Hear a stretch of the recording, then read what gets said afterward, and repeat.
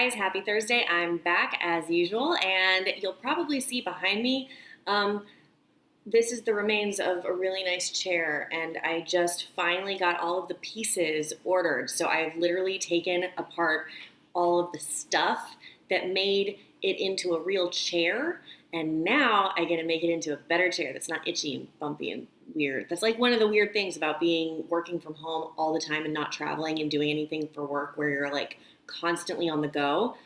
You realize that your chair might not be as comfortable as you thought it was. So now I'm doing fun chair rehab. So hopefully that's this project this weekend and I actually have someplace to like lean back because right now I'm like leaning there.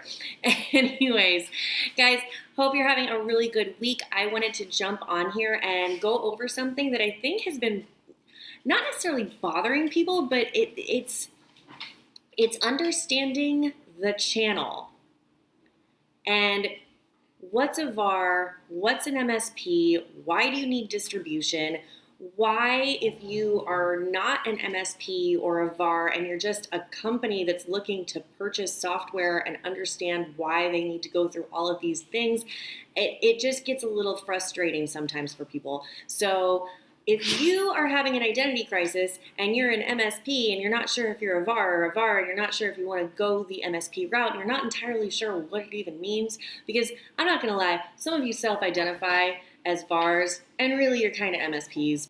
I wanted to go over what the differences are between VARs and MSPs because I've talked to a lot of you guys out there and some of you, frankly, might be having an identity crisis, especially with everybody working from home and all of the stuff happening now. It's almost like you have to expand your value, you have to expand what your services are, and some of that means that the VARs are turning more MSP, and some of the VARs are already MSPs or have an arm that's an MSP, but they're actually VARs, and I'm just going to go over the basics for you, okay? So that hopefully this really, really helps. I'm moving this.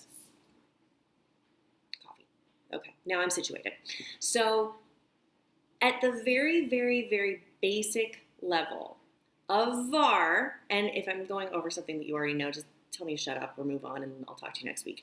But a VAR is a value-added reseller. Value-added reseller means that there is some sort of added value.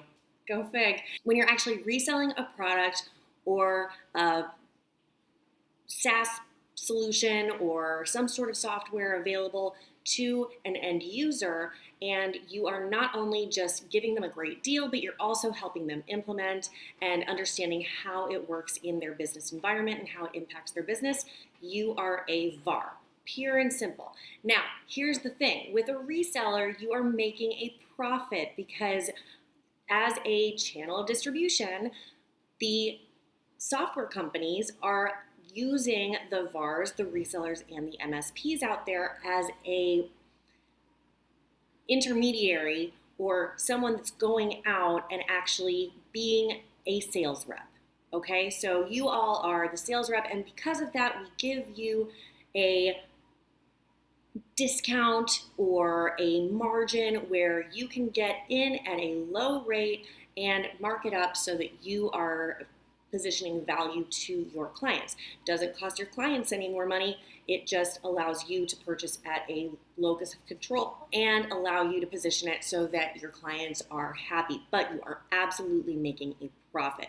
Now, a true MSP is an MSP or a managed service provider, and the managed service provider literally provides service. So a managed service provider is for a small to medium size, sometimes large business where they don't have in-house IT, or if they do have in-house IT, they need a little bit of extra oomph, right?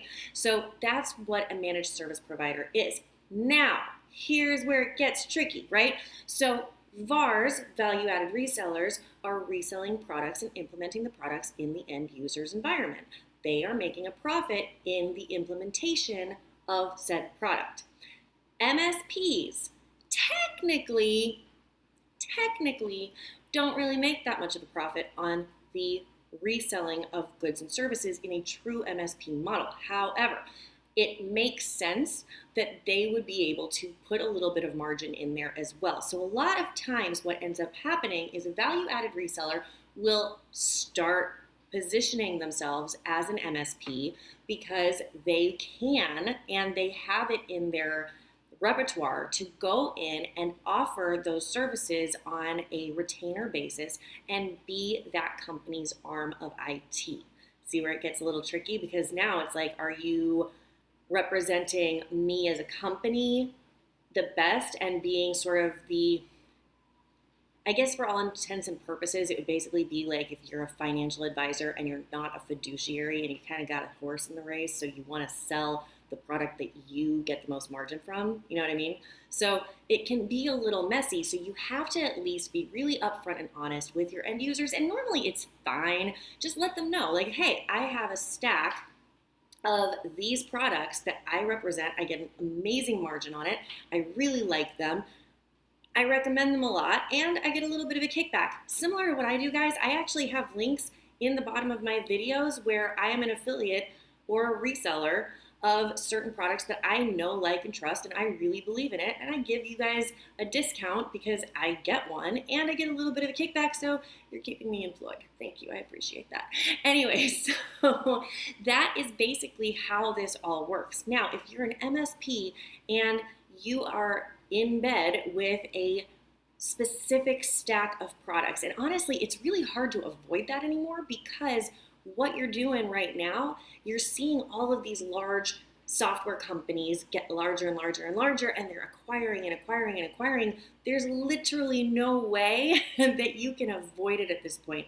So that's where it kind of gets a little muddy, where are you a VAR? Are you an MSP? And I actually know 3 or 4 MSPs that really are true MSPs, and they have a specific retainer.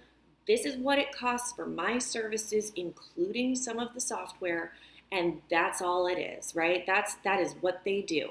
And then if they have to position additional software solutions, they'll pass the savings right on to their client, which is really cool. It's nice. I like that. It's a nice model, and as long as they're making money, that's great.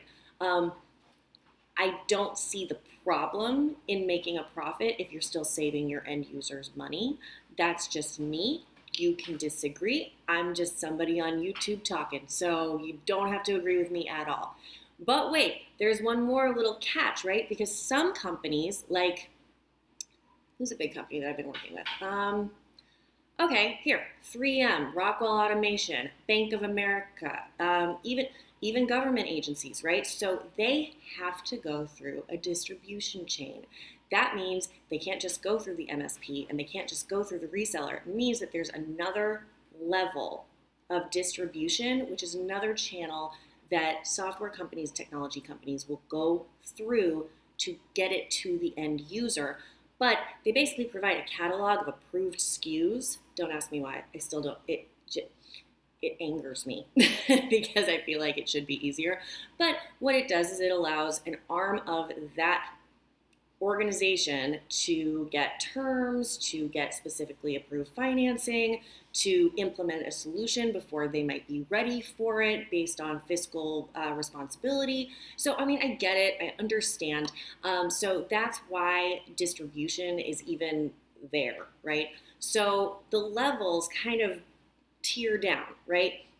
You don't necessarily need a distribution channel if you are at a certain size in your organization, but once you start getting into the larger organizations that are basically the size of small countries and probably have a bigger, the Dell EMCs, even some of the Amazon ones, SHI, you've got those finance arms and the distribution arms that are available.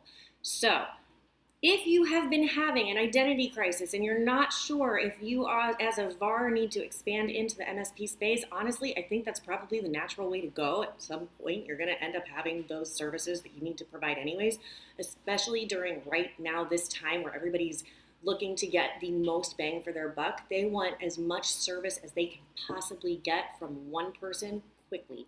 So it's probably going to end up happening. I think that that's kind of the way everything's going. If you're an MSP and you are not making a profit on any of the products that you're placing, I think that might be a mistake as well, because you don't necessarily just have to get in bed with one product. You need to do what's best for your client. And I understand that, but there's a lot of products that do very complementary things. and they all offer some sort of margin for you. I think you should definitely look into that. I just was recently working with Kaseya. You guys know that. So they have an amazing stack. But you know what? You've got ConnectWise too. You've got other places that offer similar margin. And I'm not saying that you're going to be using the exact same solution for every single client. It's not possible. I mean, it's possible, but it's a little lazy because everybody's a little bit different.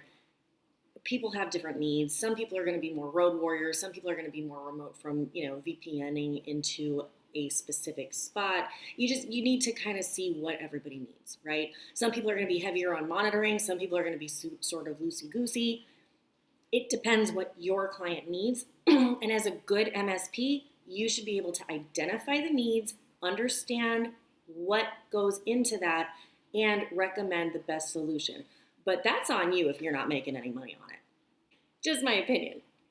Anyways, guys, hope this helps. I know it's been a little confusing, the VAR versus MSP, and a lot of times MSPs are VARs and VARs are MSPs, and sometimes there was actually an MSP that I was speaking to who did not realize that he was an MSP.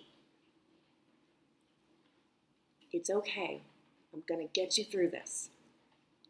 All right, guys, till next time, see you next Thursday, and let me know if you like all of the content that I'm going over. Hopefully by next Thursday, I have a chair with back. That'd be amazing.